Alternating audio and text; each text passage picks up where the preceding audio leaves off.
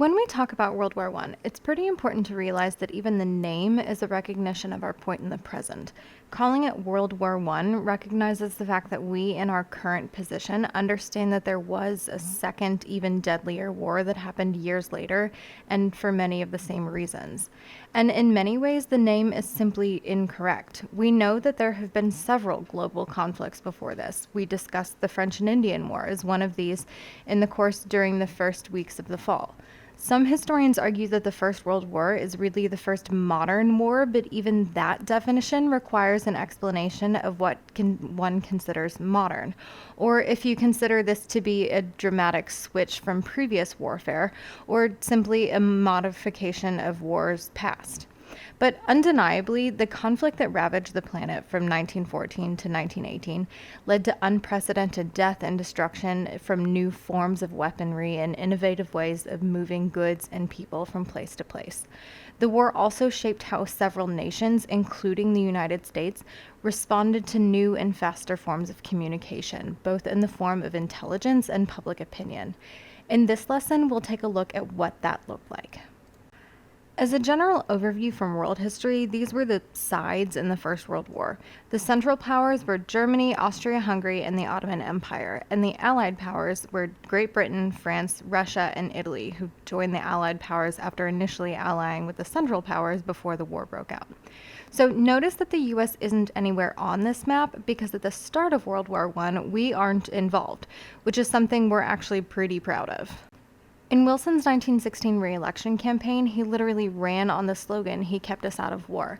At this point, the US was still solidly neutral in terms of foreign policy, but a lot of Americans were at least sympathetic towards the Allied powers because of the way that the Germans were treating people in conquered parts of the Allied territory. But this didn't necessarily mean that they wanted to send their own friends and family off to die either. Most Americans were still in favor of the neutrality policy, which is why Wilson's slogan was effective for him. But when it comes to the actual election, he only barely won. On the map, it looks like he won by a huge margin of states, but remember, maps can be incredibly deceptive when it comes to elections. Population density plays a huge role in this. So in the actual count of electoral votes, Wilson only wins by a small margin against the Republican candidate, Supreme Court Justice Charles Evan Hughes. But super awkwardly, the US does get drawn into World War I, which is why we're talking about it in this course. So what happened? The answer isn't a single event, or even really a sequence of events. It's a bit messy.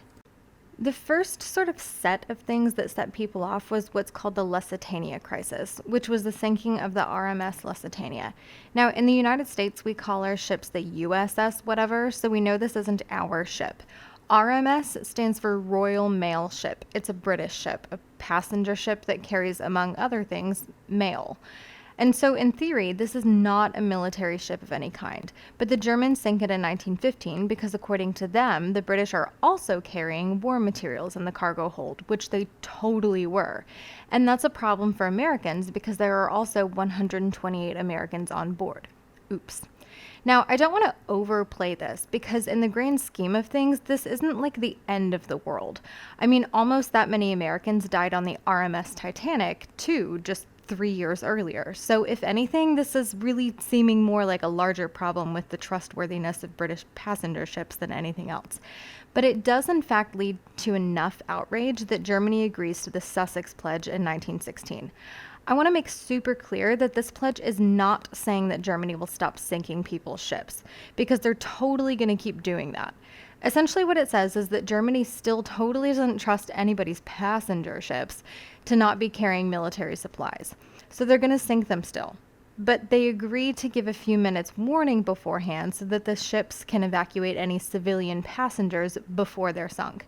So in theory, this avoids atrocities involving civilians that might drag people like the US into the war unnecessarily. Pretty quickly, though, Germany realizes that they don't really care about any of this, so they resume unrestricted submarine warfare against all merchant ships, including those of neutral countries like the US. Now, this is particularly distressing to the US because we're pretty fond of trading with Britain and France and the like. And if there's anything we know about US history, it's that people messing with our boats tends to lead to war, but not yet. Whilst all the drama on the high seas is happening, Germany is working behind the scenes to try and negotiate a deal with Mexico. In January 1917, right around when Germany starts their program of unrestricted submarine warfare, British cryptographers intercepted and translated a telegram from German Foreign Minister Arthur Zimmermann to the German Foreign Minister in Mexico. In this message, he essentially tells the foreign minister that if Mexico joined Germany in the war, Germany would get Mexico all the land back that they lost in the Mexican-American War. News of the telegram traveled a bit slow because British intelligence waited to give the telegram to Wilson until they thought American public opinion was starting to turn against the Germans. They presented it to him at the end of February, and then Wilson released it to the public on the 1st of March. On April 6th, Congress declared war on Germany and the Central Powers. The release of the Zimmermann telegram in March wasn't the only thing that led to Congress's war declaration a few weeks later. In the first week of March, Russia also pulled out of the war to focus on their own revolution at home. Vladimir Lenin took over the Russian government, removing Russia from World War I. Russia's departure from the war gave Wilson a talking point to make the war about making the world, quote, safe for democracy, an extension of his progressive stance of moral democracy as a progressive president. In framing the war with this language, he made it safe for Congress to declare war, even if some Americans still weren't on board, by identifying anti-war rhetoric as undemocratic and therefore un-American. By the time the United States did get involved in the war in 1917, it had been going on for several years. The U.S. troops who fought in the war served largely in a support capacity, filling in where others had been fighting for years already. And when they got involved, U.S. troops used and faced new forms of technology that radically changed the face of warfare and the soldiers' experiences with fighting. One of those new technologies was the airplane. In 1903, the Wright brothers, Wilbur and Orville, successfully piloted the first biplane in the United States in Kitty Hawk, North Carolina. By the start of World War I, planes were used largely for reconnaissance or spying. Since they could travel high in the air and were relatively quiet at that altitude, planes could be used for sneaking behind enemy lines to gather intelligence through photographs or by drawing maps. Eventually, engineers figured out how to devise a timing belt that allowed guns to be strapped to the front, since they had to figure out how to shoot them without also shooting the propellers, which led to dogfights in the skies and ace fighters like Germany's Red Baron. Another shorter-lived technological innovation was the flamethrower. So, as our nice gentleman in the photo is demonstrating, men would essentially wear a backpack full of gasoline and hold a nozzle that they light and have flames coming out of. Now, I want to point out that despite looking super cool, this is really, really stupid, which they figured out pretty quick, because the second someone shoots that backpack full of gasoline, you're dead. So on top of blowing up the entire platoon of dudes standing around him, literally nobody wants to volunteer to be the cool flamethrower dude. But thinking behind this was that it was an efficient means of doing what is essentially an age-old tactic, slash and burn. Because the idea is, as you go through enemy territory, you burn their crops, which is essentially like super terrible for civilians. But the theory is that if there are no crops anywhere, they can't find food to feed their army. And if the army can't eat, they can't fight. That's like War 101. And you could do this with like machetes or matches and stuff, but that would take forever. So this is in theory more efficient. I mean, look at the flame on that. But again, it's also incredibly risky if the enemy or a stupid guy in your unit is anywhere near you. So like, use with caution, so much caution. Also, do not buy one of these from Elon Musk. He's practically a grown child. Most definitely the worst of our technological innovations from this war was gas warfare, so much so that it's actually banned as a war crime today. So the two most common types of gas warfare used in World War I were chlorine gas and mustard gas. Chlorine gas, more or less, creates a chemical reaction with the chemicals in your lungs when you breathe it in and causes your lungs to fill with liquid. So essentially you drown even though you're not in water. Mustard gas causes your skin to blister and melt on contact, which is what you see here in our images. Both of these are seriously, seriously terrible. Honestly, some of the worst things humankind has done to one another. In response to gas warfare, though, we created a sort of reactionary technology, which is gas masks. So here you can see soldiers, and even the dog soldiers, wearing these gas masks that cover their faces. Then they tuck these into their clothes, which are tucked into gloves and boots, so that any mustard gas they come into contact with doesn't come into direct contact with their skin. In theory, this should protect them, at least minimally, from these attacks. Side note, they also made gas masks for horses, which are terrifying when you look at the photos of them. Also, a side note, during World War II, people literally donated their pet dogs to the war effort to be trained as soldiers. If you're interested in this, historian Hannah E. Palsa studies it. Our last major genre of technology isn't actually that new, so to speak. World War I brought about a new form of machine gun that was significantly lighter and easier to use than earlier versions of the same concept, like the Gatling gun from the 19th century. In addition to gas warfare, the machine gun was a major contributing factor to what made this particular war so devastating and so deadly. The ability to mow down dozens of people within seconds led to a stalemate, a situation where each side had no realistic moves. When both sides were faced with open plains and the prospect of being killed by the hundreds or thousands if they moved, nobody wants to go anywhere. This led to people literally hunkering down in trenches. A lot of the trenches look something like this. Men lived in these dirt holes essentially for literally weeks and weeks. In France and other areas of the front lines, it rained constantly, so imagine this also filled up with water. Notice that there's no bathroom here. Somewhere around there is probably a bucket. That's your bathroom. And when the trenches fills up with water from rain, that bucket bathroom might end up in the bottom of the trench along with everything else. This is especially the case if there's a battle and people are running around. Things get kicked over. Honestly, I have no idea if that guy on the floor is sleeping or dead.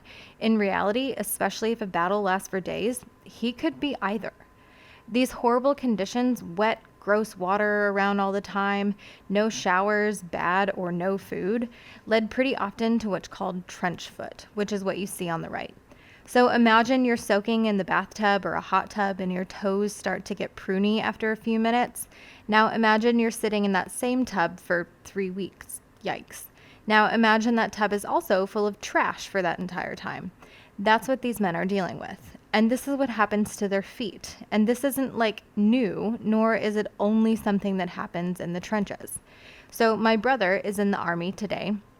And when he's deployed overseas, the number one thing he asks for in care packages from my mom is socks. All the time. Sturdy, clean socks. The reason is that when you're deployed, you usually don't have constant access to a washing machine. Where he's at a lot of times, he's lucky to have drinkable water.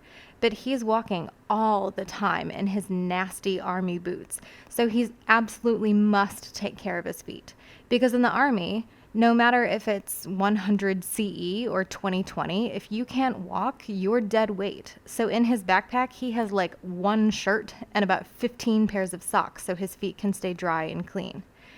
The problem that our soldiers had in World War I is that it's like impossible for their feet to stay dry because literally everything was wet where they were, because that's the climate and you're literally living in a hole in the ground. And because of machine guns, if you try to get out of that hole, you're dead.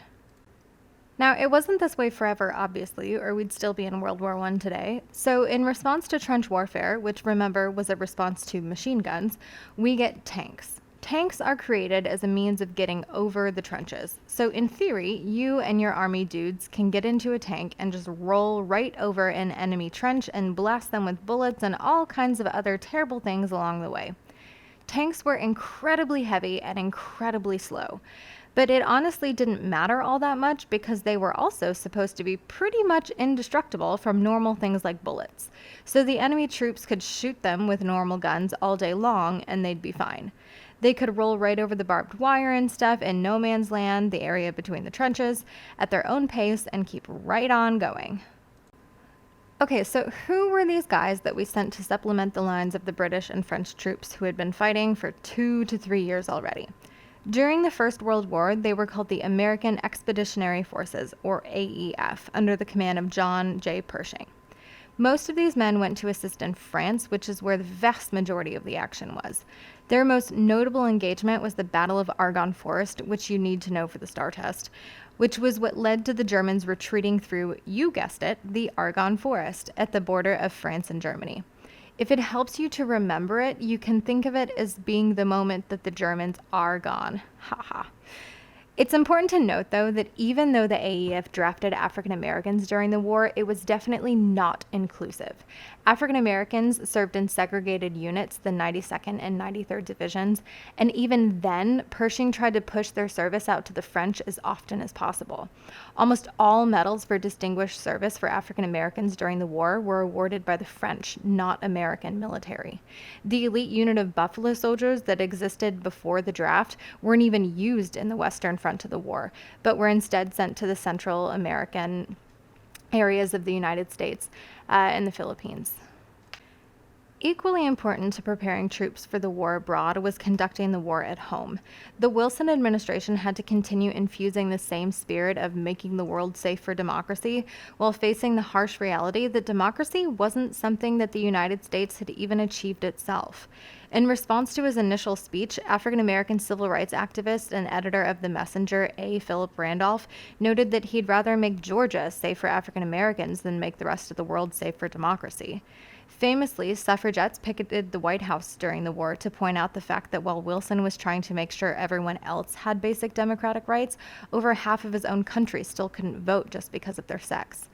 Needless to say, getting Americans on board with a message and branding of patriotism might seem like a more or less basic task, but when you live in a nation that has super lofty ideals that are incredibly difficult to live up to, as they should be, that's actually a really difficult job. Never mind all of the other points of division and stress that pop up because of the war. So the general strategy that the government went with during the war was to shroud everything in this veil of hyper-patriotism mixed with a sense of personal responsibility. Essentially the message that it's always been the job of Americans to step up and get the job done when the job was tough.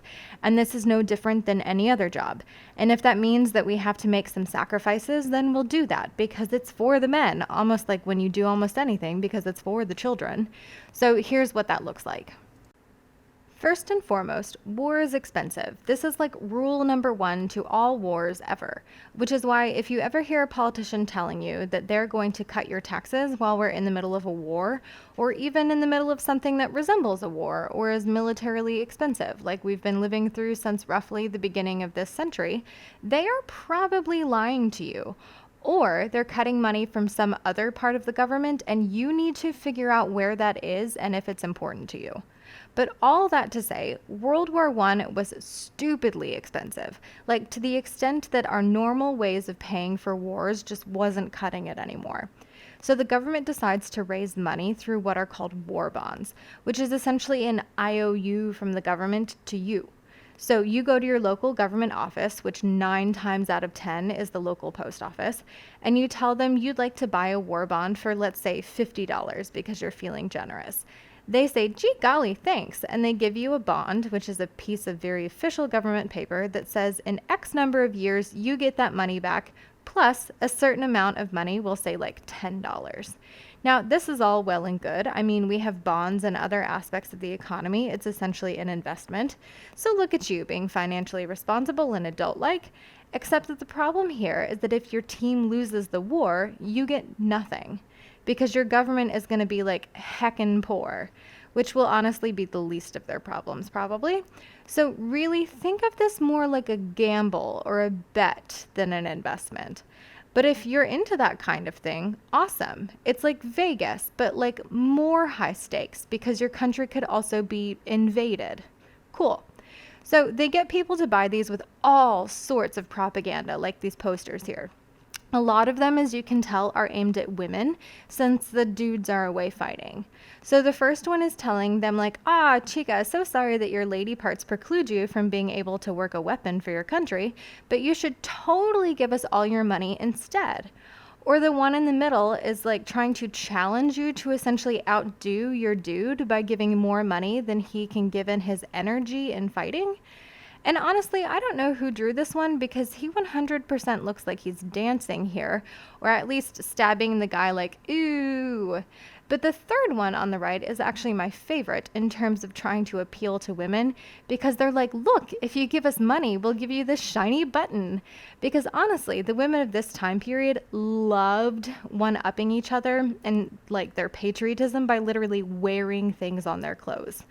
For example, if your husband was in the military, he'd earn stars for every like 6 months of service, silver stars if he was deployed domestically at a base in the United States, or gold stars if he was deployed overseas. So the guys would send these back home to their wives to wear on their shirts while they were like out, so they could essentially show off their suffering to people. Like, oh, Susan, your husband has been gone for a year, but only domestically? Well, I guess that's not too bad since my husband has been gone overseas for a year. Gee golly, I wish I knew if he was alive or not. Guess you don't have to worry about these things. Like, they were super petty about it. I read a letter from a woman to her husband where he had been gone for a year and like 2 weeks, and she was super upset that he hadn't sent the next star to her yet so she could show off her suffering to people. So if I'm picking one of these posters as most effective, I'd definitely go with the one on the right. One of the other ways that women in particular, because let's be real, women are really winning this war at home, conserve resources is through what came to be called victory gardens. The idea here, which you can see on the poster on the right, is that commercial farmers who make things like carrots, potatoes, peas, and other veggies that can be canned or dried to be sent overseas should be growing as much of that as they can to send overseas. Like we just said a few minutes ago, that if soldiers can't eat, they can't fight. And if your soldiers can't eat and can't fight, you lose. So the idea here is that if people on the home front want veggies for dinner, for their table, they need to grow them themselves and free up our commercial farmers to literally only send crops overseas rather than send their crops to places like grocery stores or farmers markets for normal people to buy. So essentially, people would turn their front or backyard into a garden, or if you lived in a city, they'd turn a patch of community space into a garden that everyone would tend to, and some of these still exist today. Now, I want to point out a few things. One, the people at home did not come up with this idea themselves. As someone who has had a garden before, that crap is difficult. This was something that they were pressured to do, but then did essentially out of necessity. But if you know someone who started taking up gardening because of COVID, you essentially get the idea. And two, notice that in the poster here, the woman is white. In fact, most propaganda from both World War I and World War II, the people are white. This is absolutely silly because tons of people doing these gardens, especially in urban community gardens like the one on the left, the people growing the crops came from all kinds of racial and ethnic backgrounds. So tied actually surprisingly close to our victory gardens was the 18th Amendment, which started prohibition or the outlaw of alcohol. So an easy way to remember the prohibition amendments, because you do actually have to know them, is that when you're 18, you legally can't drink, so the start of prohibition. But when you're 21, you can drink, and the 21st Amendment ends prohibition. Boom, you're welcome. So anyway, we know that prohibition has been kind of a long time coming. I mean, we had the American Temperance Society in the antebellum era, and then the Anti-Saloon League and the Women's Christian Temperance Union in the Progressive era, with women like Carrie Nation literally going into bars and busting them up with an axe. She's so cool for so many reasons. And these social movements were so influential in certain circles into getting individuals and even some local and state governments to pass legislation against alcohol sales and consumption. This is why we have things like blue laws in Texas that limit when alcohol can be sold. But on the national level, social movements like these are just not what led to prohibition. The reason for that was, for the most part, crops. During World War I, the U.S. government needed the crops like grain that went into making things like beer and some of our spirits. All of these crops were needed for things like bread, not for wasting on booze. There's also the kind of solid argument that it's totally not chill for Americans at home to be partying like it's 1776 when our young men are away at war getting machine gunned to death. So there's always that. So in any case, the 18th Amendment prohibits the manufacture and sale of these beverages, and then all of that grain goes towards the war effort. During the war itself, this is more or less cool. People will get the patriotic messaging here. After the war, not so much. We'll discuss that later. World War I also brings us the Selective Service Act, also known as the draft. Now, this isn't the very first draft we've seen, since there was definitely a draft during the Civil War as well. But this is our modern draft system, since this is the law that has essentially been renewed and slightly revised over time since 1917 until today, when we need to draft people for war. So, in most cases, how the draft works is that all men register when they turn 18. Yes, that is literally still a requirement that you still have to do, even in peacetime today.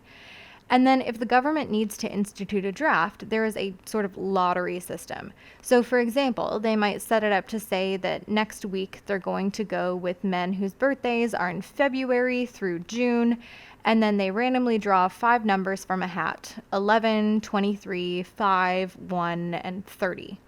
And if your birthday is in one of those months and on one of those days, you're being drafted.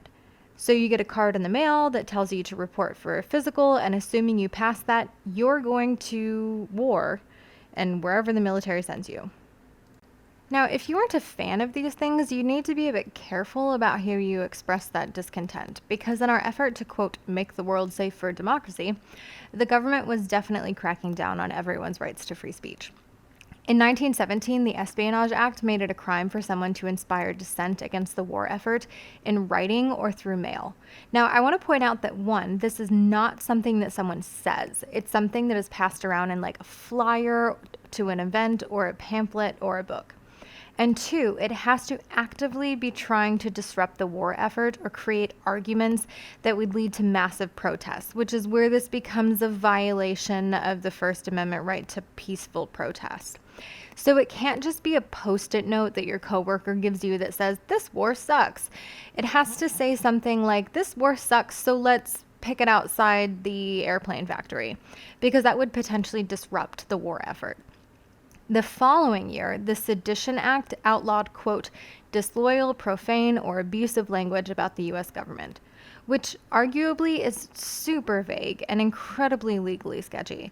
This is what socialist leader Eugene Debs was arrested and imprisoned for while giving a speech about the abuses against laborers during the war for what he perceived to be simply the gain of capitalist political elites, which was a criticism that others would echo after the war was over.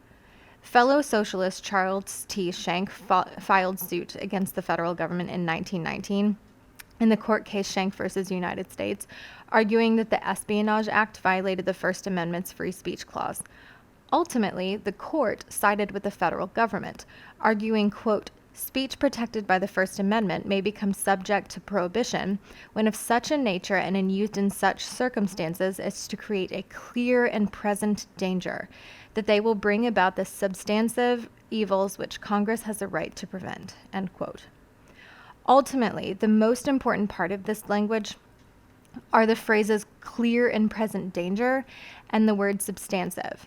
So the threat here has to be both obvious and immediate, and it has to be a realistic danger to society. If it doesn't meet these standards, it's not something that the government should have any say in policing. But even within these parameters, these terms are extremely subjective. Who gets to decide how soon is present, or what is realistic enough of a danger? For Debs and Schenck, just having differing political ideologies was enough to be a present and realistic danger. Political ideologies that are shared by a large number of Americans today with no issue. As Wendy Maloney of the Library of Congress put it, war rarely creates conditions or movements in American society, but it does accelerate processes already in motion. We know that during the Gilded Age and Progressive Era, labor unions like the Knights of Labor and American Federation of Labor fought for things like an 8-hour workday and safe working conditions. The desire for laborers to be treated with dignity and receive a livable wage didn't end simply because the United States needed to win a war. Labor unions still worked incredibly hard during the war to ensure that their voices were heard, and used the war as a political tool just like any other to achieve their goals. For example, in 1917, the federal government started cracking down on the Industrial Workers of the World, or Wobblies, a more radical union founded primarily by socialists like Eugene Debs, although even he withdrew his support over time as their goals diverged from his. In the summer of 1917, hundreds of Wobblies were exiled from a town in Lowell, Arizona by locals, forced on a deportation march into the desert with no food or water. One would think that other labor unions would jump up and say, hey, that's not okay, but they did not. After all, the Wobblies, as hardcore socialists, opposed the AFL and their support of capitalism. So Samuel Gompers didn't care if they were being driven out of town and oppressed. For Gompers, it was a way of eliminating competition. Whether it was done by local businesses or the federal government was not his concern. Samuel Gompers was willing to use the war and Wilson to achieve what he needed for his organization. In reality, President Wilson had spent the better part of his early career talking trash about labor unions and how they were going to bring the destruction of society. But now that it was politically expedient for him to lean on them, he was suddenly on board. Gompers didn't care about this change of heart. As long as Wilson was willing to play ball, he was game. In 1914, Gompers gives a super short speech during which he essentially says that laborers should be on board with the war as, quote, liberty-loving citizens because it's, quote, a people's war. So Wilson does all kinds of labor-friendly things during his first term as president, like making the Department of Labor an official cabinet position, and then creating things like the National War Labor Board during the war to handle labor disputes and prevent strikes. And as part of this, there are some tangible improvements during the war, like an 8-hour workday, better pay, safer conditions, and things like collective bargaining. Problem was, after the war was over, the government didn't have the authority to actually enforce any of this anymore, because the whole reason they were able to enforce it in the first place during the war was because the improved conditions were usually tied to government contracts that factories were accepting. So essentially, Uncle Sam will pay you a ton of money to make airplanes at your factory, but you also have to be nice to your workers. But then after the war is over and they go back to making refrigerators, nobody has to enforce this stuff anymore, so they don't. 1919 alone saw around 3,000 strikes with over 4 million laborers, which was made possible in part by increased union membership during the war. Thanks, Wilson. A lot of the labor force during World War I was women on account of tons of the eligible working age dudes were overseas warring. I think we often get this idea of women doing wartime work during World War II because of the Rosie the Riveter posters that were common during that time, but World War I saw just as many, if not more, women join the workforce to support the war effort. These women did everything from making actual weapons to taking over jobs in mines and farms to firefighting. They also filled jobs that we're already accustomed to doing, but for the military. 7,000 women applied to work as Hello Girls for the switchboard operators for the U.S. Army Signal Corps. They wore the same insignia as the men of the Signal Corps and took the same oath, and over 200 were sent overseas to work near the front lines, communicating critical information back home. Despite their service, though, these women didn't receive a veteran's distinction nor the benefits that went with it once their term ended. The Navy also enlisted women. Running short on men, the Secretary of the Navy found a loophole in their enlistment protocols that technically didn't specify that yeoman jobs, essentially clerical jobs like typing and answering phones, had to be done by men. So he jumped on the opportunity and enlisted over 11,000 women to fill these roles, and did ensure that the women under his ranks received veteran status with benefits and were considered first for clerical civil service jobs after the war. 8 million women also volunteered as American Red Cross workers, making supplies, volunteering as aides in hospitals, or serving as companions to hospitalized and therefore super bored servicemen. This was relatively easy work to volunteer for since the Red Cross usually had local drives where people could volunteer in their community to help roll bandages or sew gowns for surgeons or donate books for hospital volunteers. At the same time that women are contributing to the war effort, you've got the fight for suffrage still going on, arguably stronger than ever. At this point, we've got two big players in the women's suffrage movement, the National American Women's Suffrage Association, or NASA, led by Carrie Chapman Catt, and the National Woman's Party, led by Alice Paul. So these two women and their organizations have pretty big differences in their approach to the war and how it impacts their vision for the movement. Carrie Chapman Catt looks at the war almost as an opportunity. Her thinking is that if women show how boisterously patriotic they are, the rest of the nation will too, especially politicians. And it will give them the momentum they need to get suffrage approved by the rest of the country. Because up until this point, she's been working on kind of a state by state basis to get women's suffrage passed. Alice Paul is having none of this. She doesn't really care about the war at all. Literally, all she cares about is suffrage. She is a woman on a mission. If women working in factories and being patriotic and dressing in American flags will help with that, cool. If not, she doesn't care. Women can be patriotic or not, that's not her problem. Her focus is keeping attention on the political issue of suffrage, which has been a political issue this whole time, patriotism or no patriotism. So she keeps doing what she's been doing this whole time, protesting for the right to vote. And one of the ways that she does this is by picketing the White House, as you see in our image here. And in their messaging and on their signs, they have all kinds of quippy slogans and such, but the gist of it is that they're calling Wilson out for his hypocrisy. Like, dude, how can you be fighting to make the world safe for democracy when literally half of your country can't vote? Over half of it if you count the voter suppression of African American men. The sign calling him Kaiser Wilson is comparing him to the German government, like literally who they're fighting against in the war. So obviously, this is seen as heckin' disrespectful by a whole bunch of people, but it's also not a crime to peacefully protest. What is technically a crime is blocking the sidewalk and disrupting the flow of traffic, which is what these ladies were arrested for, 168 of them to be exact. Now, Wilson got some pretty bad publicity for this, so he pardoned the first of them on July 19, 1917, and the women kept up their protests. Men on the streets who disagreed with them often beat them as they passed by, and officers continued to arrest them. On November 14th of that year, male guards attacked the 33 imprisoned women and threw them against their cells. Dora Lewis was slammed so hard into her iron bed that she was knocked unconscious, and her cellmate Alice Kosu had a heart attack but was denied medical treatment until the next day. Suffragists responded with a hunger strike. Afraid that one of the women would die from the hunger, the guards started force-feeding the women. Lucy Burns, who had previously been tortured by having her arms handcuffed above her head for an entire night while she stood injured and bleeding, was held down while food was forced through her nose through a tube. So obviously, this was not a great look for the government.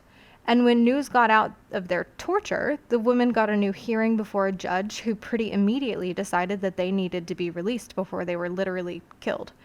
On November 27th and 28th, all of the suffragists were released from prison and appealed their convictions. A panel of judges unanimously agreed that their convictions for unlawful assembly and obstructing the sidewalk were invalid. By the following year, the National American Women's Suffrage Association suffragettes had helped elect congressmen more sympathetic to their cause, and in January, Wilson announced that women's suffrage was a war measure, because if you're fighting for democracy, you do in fact have to actually uphold democracy at home. By June 1919, the 19th Amendment passed both the House and the Senate and was sent to the states for ratification.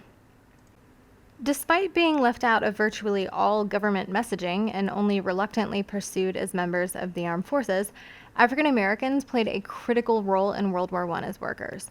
Demand for industrial labor in northern cities led a lot of African American families to leave their homes in the South and move to industrial centers in cities like Detroit, Chicago, and New York.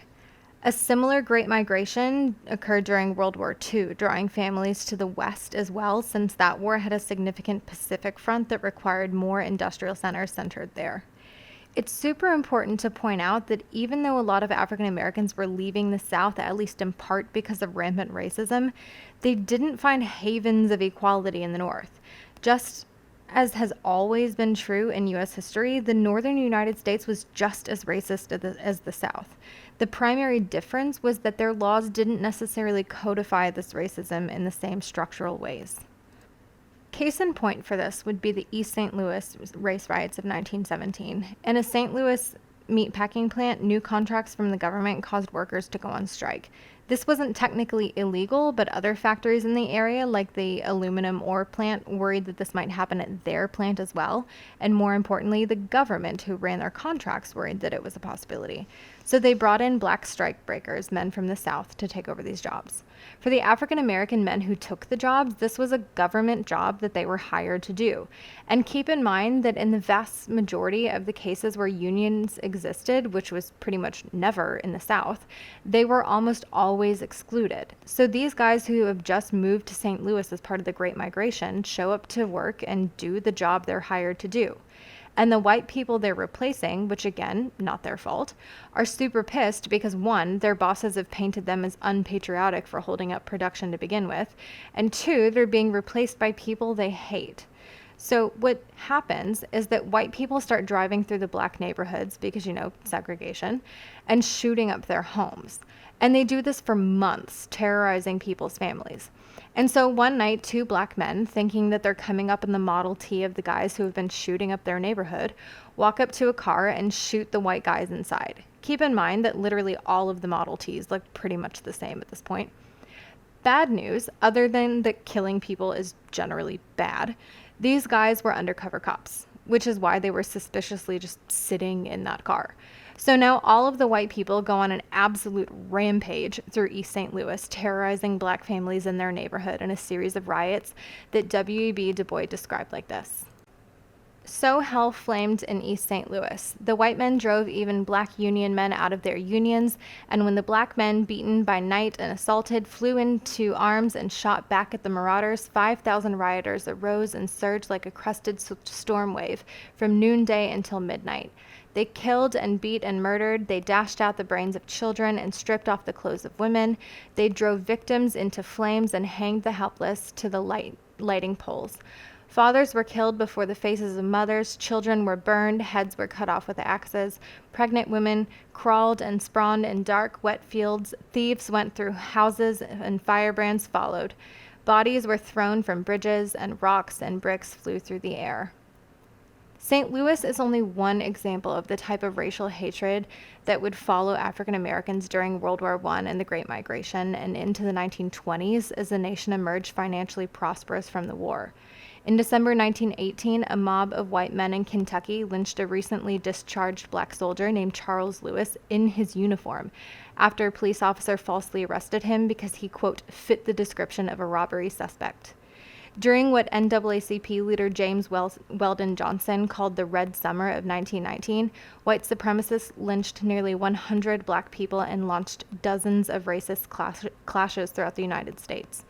In 1921, the white residents of Tulsa, Oklahoma refused to wait for an investigation to even begin into the reported rape of a white woman by a black man before completely incinerating the Greenwood district, also known as Black Wall Street. They burned 35 city blocks, 300 people died and 800 were injured.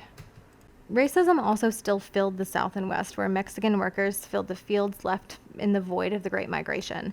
Since the need for agricultural goods was so high, the United States actively recruited workers from Mexico, offering visas on a contract labor program for agricultural workers. This movement of Mexican workers to the United States was also intensified by the Mexican Revolution, which started in 1910. By the middle of the 1920s, Mexican immigrants often replaced immigrants from European countries considered less desirable from the newly established immigration quotas in 1924. This doesn't mean that they were treated any better, though. In most of the United States, Mexican immigrants weren't considered whites due to their lack of English, their practice of Catholicism, and the literal color of their skin. This meant that in systems of racial segregation, they were excluded along with other racial minorities. In the 1930s, this racism turned into official government policy, which we'll discuss in a later lesson. When it comes to the war at home, though, the most devastating thing to hit, cutting across gender, class, and racial lines, was the 1918 influenza, or what's more commonly referred to as Spanish influenza. I want to pause for a moment before we get into the details of this to iron out some things, though. For example, this virus had literally nothing to do with Spain. It's only called the Spanish flu because the New York Times ran a headline with an unsubstantiated rumor that the flu started there, despite the fact that a whole ton of medical historians today agree that it most likely actually started in Kansas, as in the United States, and spread from there due to the fast-paced movements of the war. Second, just like with any disease, the fact that literally anybody could get sick from this virus didn't mean that anybody did. Of course, people from all classes, genders, and races died from the 1918 flu, but just saying that as a cold, hard fact erases the very harsh reality that communities of color and communities in poverty, which at this point overlapped substantially, were at a disproportionately high risk for not only contracting the disease, but dying from it. This was due to both a lack of access to medical facilities when people got sick, and the fact that people in these communities tended to have jobs that didn't allow for things like taking the day off when you were sick, even contagious. And this is still very much the same case today in communities of color, who often lack close access to vaccine clinics, regular doctor's offices, not emergency clinics, which are prohibitively expensive, or even pharmacies. In this particular moment of World War I, though, we have to remember that the federal government is doing literally everything it can to make sure that people are focused on the war effort and nothing else. So when it comes to the 1918 flu, President Wilson told newspaper editors to limit what they were printing as to not scare the public, despite the fact that civilians were dying from this disease at 15 to 20 times the rate of soldiers dying in the war. The illness was first reported in the spring of 1918 and tended to kill primarily young, healthy people, which was super bad since those were the people needed for, war. And since viruses themselves had only recently been discovered, scientists really had no way to confirm infection and no way to treat it. They also had no antibiotics to treat secondary infections like pneumonia, since those wouldn't come around until World War II. And there were obviously no flu vaccines yet to slow the spread. So by September 1918, a second wave hit. 195,000 Americans died during October alone. On September 28th, the city of Philadelphia held a Liberty Loan parade with 200,000 people in attendance. 45,000 of them became infected with influenza and 12,000 died. Of those who died, many were African American men and women who were denied access to white hospital beds after the segregated hospitals were full. A third and final wave began in early 1919. Ironically, President Wilson, who told the presses to not make a big deal about influenza as to not cause a stir, had to negotiate the peace treaty with influenza in Paris. So the war is over and he sits down with the leaders of France and Britain to figure out what to do with Germany and exactly how much Germany has to pay everyone. Going into this meeting, if you'd call it that, it lasted 6 months, Wilson was a man with a plan. His 14 points, conveniently named because there are 14 of them, were his plan to create lasting peace. Because at this point, people are calling what we call World War I the war to end all wars. Because everyone looked at this and was like, oh my gosh, that was terrible, y'all. Let's not do that again. Poor choices all around. Now, to Wilson, all of these 14 points are important, but to us, we'll focus on really 3 big ones, which are the end of secret treaties, the reduction of arms or weapons, and the creation of what Wilson calls an association of nations. So, the end of secret treaties seems like a no-brainer here, since that's a whole bunch of what got us into this mess to begin with. I mean, after the Archduke was shot, sad day, we had that whole chain reaction of people being like, oh, sorry, man, I'm actually in an agreement with this guy. And then when you add in everyone's colonies, which Wilson also wants to talk about, it becomes a whole global affair. So none of that anymore. And then the reduction of arms. This mostly applies to Germany because, they lost, but is generally a good idea all around. The idea here is that militarization was one of the things that caused the war too. So, if everyone is here building up new fancy guns, they're going to be more inclined to want to use said fancy guns, because otherwise the taxpayers are going to be like, wait a minute, what are all these fancy guns for? So the idea is that everyone should stop with that. But the third part here is really Wilson's brainchild, the Association of Nations, which is really just a placeholder name, is going to be a place for the nations of the world to come and talk about their problems like grown-ups. The idea being that if you come and discuss your issue like adults instead of shooting each other over them, you're less inclined to kill each other's leaders and start wars and such. And then that association can also come up with punishments for nations that don't play by the rules. So, for example, if someone comes in with a perfectly reasonable request for a neighboring country, and their neighbor is like, no, the other nations can be like, whoa, man, not cool, and refuse to trade with them for being a jerk. So, this starts off as a super solid plan. And since the United States is coming out of this in a super solid position as a nation who came into the war pretty late and came out on the winning side with pretty much no real damage to its own country, we're in theory in a good negotiating spot. But then Wilson gets sick with influenza and is a whole mess. Like, he gets totally wiped out by this because it really knocks you on your butt. And that's not to say that he doesn't have a billion aides who are perfectly capable of helping him with the negotiations, because he totally does have a staff of like 1 million people there to help him with this incredibly important task. But what ends up happening is that Wilson is just like exhausted all the time and ends up giving in to some more concessions than he had really planned to. So in reality, his list of 14 points gets dwindled down to a bit less than that in the overall scheme of things. Although, to be fair to Wilson and to history, we'll never really know how much of that would have happened anyway, given the course of just normal foreign policy and politics. Probably most awkwardly in all of this is the actual treaty itself. So the Treaty of Versailles was ratified in 1919 and has essentially 3 major components. Germany gets essentially obliterated. They have to pay a whole bunch of money to everyone, which is what happens when you lose. And they have to completely disarm the military with the exception of like literally the smallest defensive force. Territories under Germany, Austria, Hungary, and Russia also get the right to self-determination. This essentially means that they get the right to choose their political future rather than being like colonies. It's important for us to realize that the United States and European nations are like super proud of themselves and like to pat themselves on the back for this one, like, oh yay, we got rid of the colonies. But they only did that for the white people. Like, all of them still have colonies, and the rest of the world that isn't full of white people. So don't clap for them. And then third, they do establish Wilson's Assembly of Nations. They just call it the League of Nations, which honestly sounds so much cooler, like the Avengers hangout spot or something. Anyway, this is where it gets super awkward, because Wilson sends this back to the US, since all treaties actually have to be ratified by the Senate.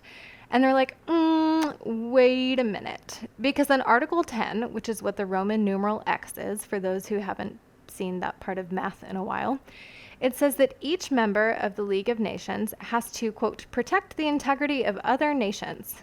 So this means that like if their whole system of talking things out ultimately fails and one of them gets dragged into a war, all the rest of the squad has to back them up and go to war too. And the Senate, who has until now been really pretty reluctant to declare war on anyone, is like, nah, man. This is especially the stance of prominent isolationist senators like Henry Cabot Lodge, who essentially made the same point as anti-imperialists from like a decade before. He argued that the US has done well under isolationism, so to start entangling us in European affairs now would do nothing but cause problems. More or less, if it ain't broke, don't fix it. So the US actually refuses to join the League of Nations, and since this is a whole package deal, we refuse to sign the Treaty of Versailles. So instead, we have to hash out smaller treaties with everybody individually. So essentially, Wilson did all of this work for a treaty that we did not sign.